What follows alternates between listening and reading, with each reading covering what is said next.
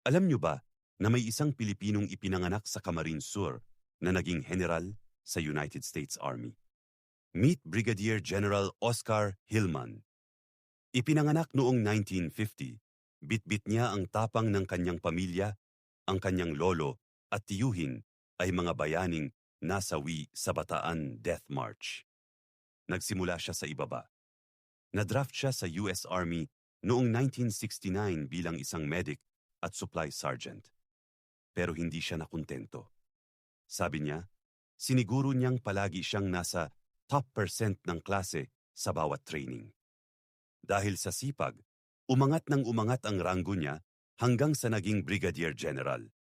Pinamunuan niya ang 81st Brigade Combat Team sa bansang Iraq at umabot ng 35 years ang kanyang serbisyo. Kahit retired na, patuloy pa rin ang laban niya. Ngayon, lumalaban siya para makuha ng ating mga Filipino World War II veterans ang benepisyo at pagkilalang nararapat sa kanila. Tunay na inspirasyon ng sipag, tapang at pusong Pilipino.